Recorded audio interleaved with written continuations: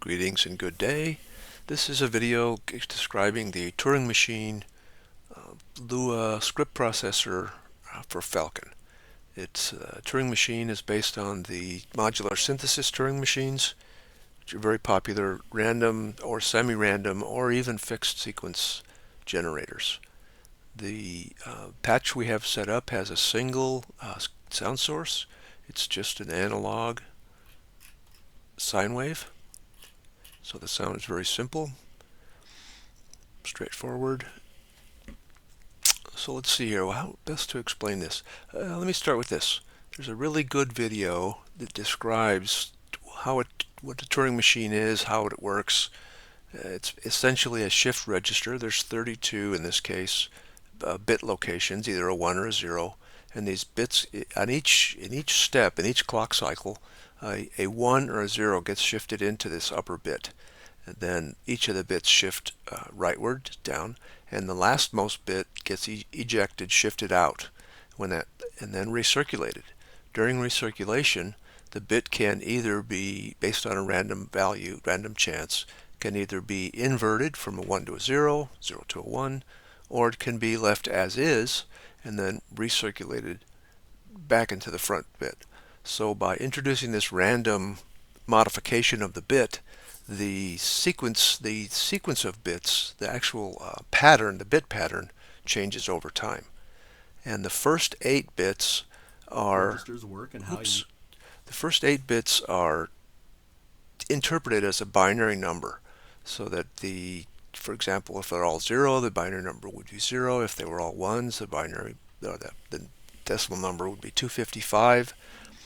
And then that range from 0 to 255 is divided by the number of possible notes that can be produced. And in the case of modular, it's random CV. But anyway, in our case, it's going to be the number of notes. Excuse me, the range of notes that are produced. So in this case, we have notes ranging from C3 to C5. So there's a 2-octave range here. So let me go ahead and play this. You can see the bits shifted in. Right now, sequence length is set to 20. You can go up to 32. You can go down to 1. And as bit length gets less than 8, then the number of bit variations, for example, if there's only 4 bits in the sequence, you can only have up to 16 different values. So that number, whatever number this is here, this like 16, 17, since there's 25 notes here, 24 notes, 25, whatever. But it divides into this range to figure out which note to pick. So the more bits you have in your sequence number, the more variation you're going to have in the range. If I drop it down to 1 bit, it's either going to be the minimum or the maximum note. And if I have 2 bits, I can have 4 different notes, so it picks 4 notes out of the range, etc. Anyway, basically, I typically leave it at 8 bits just to get the most variety. Let me talk about the upper half first here.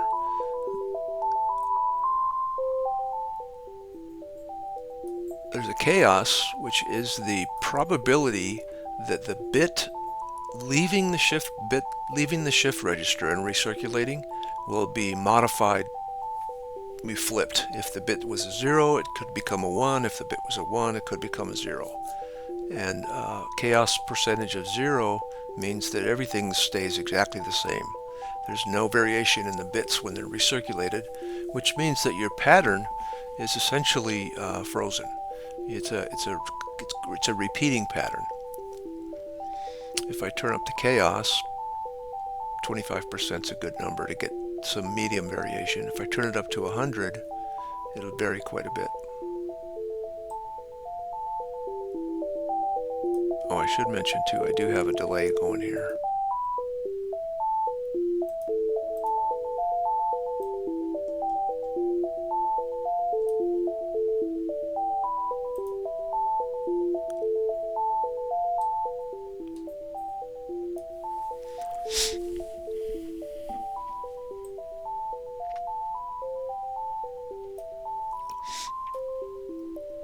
the freeze button just bypasses the chaos, so that you can force whatever pattern's in the buffer, whatever that pattern is, you can force it to be static at this point, or constant.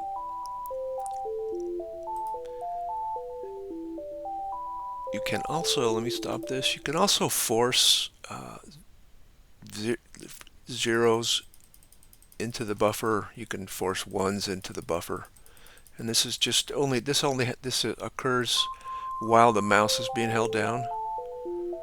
So if I hold down the ones, it just continually inputs the ones. It kind of overrides the chaos and just forces a particular value. Same with the zeros, or you can just click it for whatever. And even if you're freezing, you can still, oh, no, that's right, yeah. Even if you're, no, I'm wrong, sorry about that. Freeze always overrides the force. So freeze just means leave that buffer, leave those bits the way they are. There's a random fill. Just start off with some random pattern. I can capture whatever's in the buffer and hold on to it. Then later on, let me zero it out. And when I click on the restore, it'll just play back whatever, put back whatever was captured. And there's just a single capture. Every time you capture, it wipes out the capture buffer. But you can restore as many times as you want. So we talked about the sequence length. You can go up to 32. The clock, you can set your clock rate. You can multiply this from 1/2 to twice.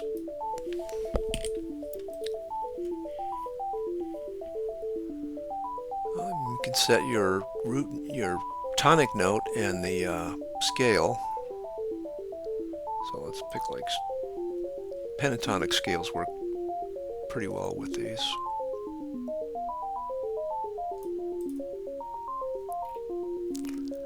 Let's go modular. And when you set the tonic, it shifts all the keys, or shifts the notes in the scale relative to the tonic position.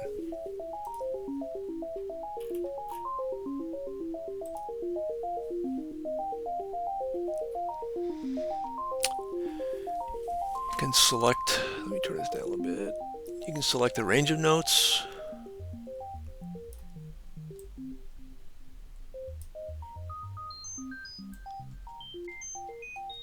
Full range. And like I said, the whatever number your value bits, the red bits, indicate will be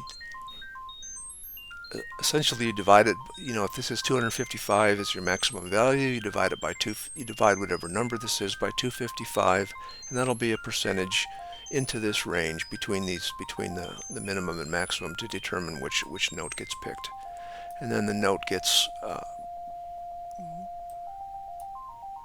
they're too much the same. And then the note gets quantized by whichever exact keys you have selected here.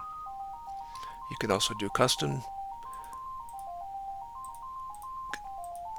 You set the keys. There's a little asterisk here to indicate that the minor pentatonic is selected, but there's some editing that takes place, so it may or may not actually match that particular scale.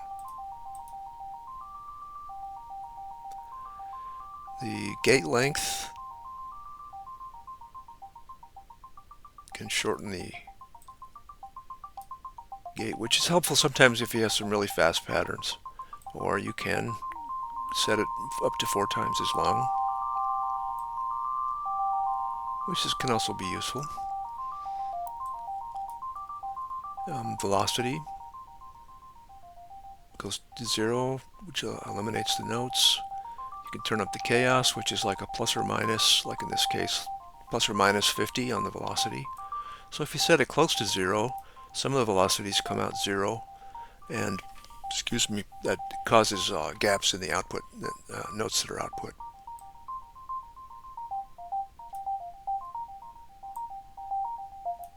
You can select your MIDI channel, and you can, let me turn this back up. You can skip your output notes.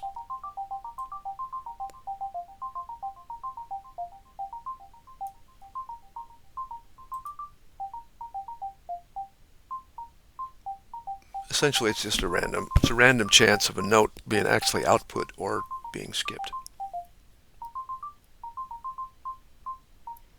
That's pretty much it.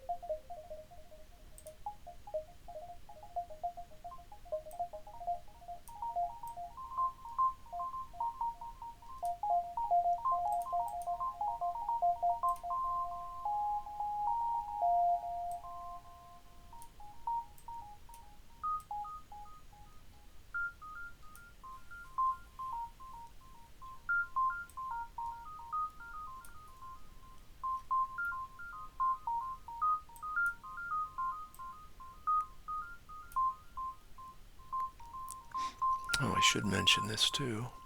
If your autoplay is on, it will automatically play when the transport's running.